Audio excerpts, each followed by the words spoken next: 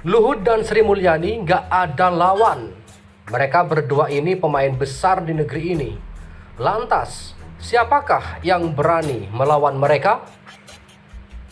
Pengamat ekonomi Ihsanuddin Nursi.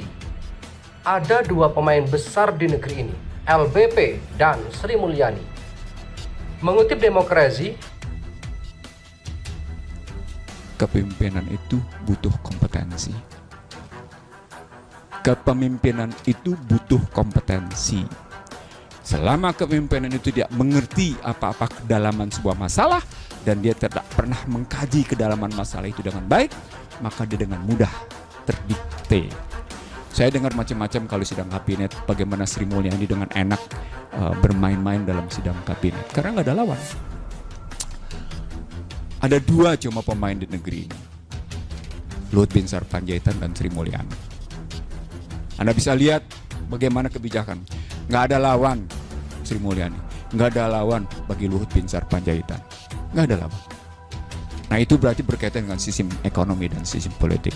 Nah kalau begitu sekarang pertanyaan besarnya, kalau kepemimpinannya kayak gini, kasus Alun Trisambodo, kasus 300 triliun, tadi kita sepakati sebagai sebuah gunung es dari Indonesia. Maka ketika kebongkar 300 triliun, gunung es ini kebongkar nggak? Halo? Dia udah jawab duluan, nggak kebongkar. Kenapa?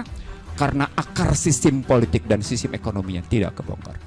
dugaan penyelewengan dana sebesar lebih dari 300 triliun rupiah yang ditemukan Pusat Pelaporan dan Analisis Transaksi Keuangan atau PPATK menghentak perasaan publik. Seakan telah terjadi korupsi yang besar, padahal kasus ini bukan hal baru dan angka tersebut sesungguhnya sangat kecil yang diibaratkan sebagai ujung kuku. Ini bukan kasus baru. Angka 300 triliun itu hanya ujung kuku. Inilah yang dinamakan strategis transfer pricing. Ini kesalahan sistem. Maka ketika terjadi abuse of power, maka terjadi abuse of tax.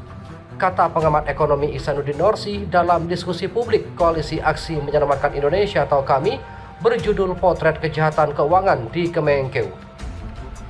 Di samping Ihsanuddin, hadir dalam diskusi tersebut Fuad Bawazir, mantan Menteri Keuangan Kabinet Pembangunan 7, Muhammad Said Didu, praktisi mantan Sekretaris BUMN, Antoni Budiawan, Managing Director Politics Economy and Policy Studies, dan Gatot Nurmantio, serta dipandu oleh Harsubeno Arif dari Forum News Network atau FNN.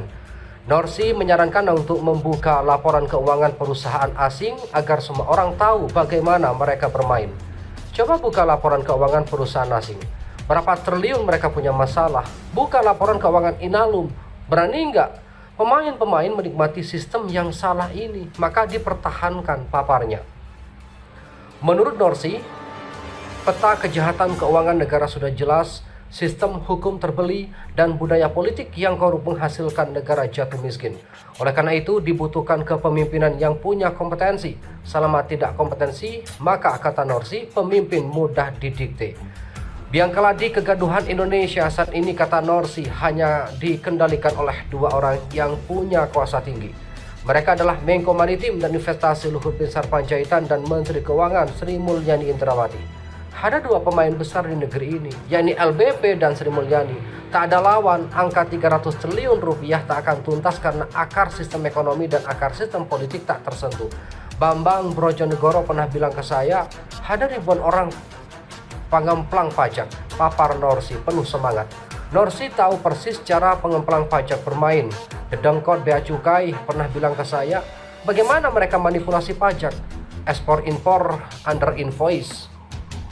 Lewat pintu merah, hijau. Under table harus dilakukan, katanya. Menurut Nursi, secara sistematis struktural, Indonesia seharusnya tidak utang jika pengelolaan pajak dilakukan dengan transparan.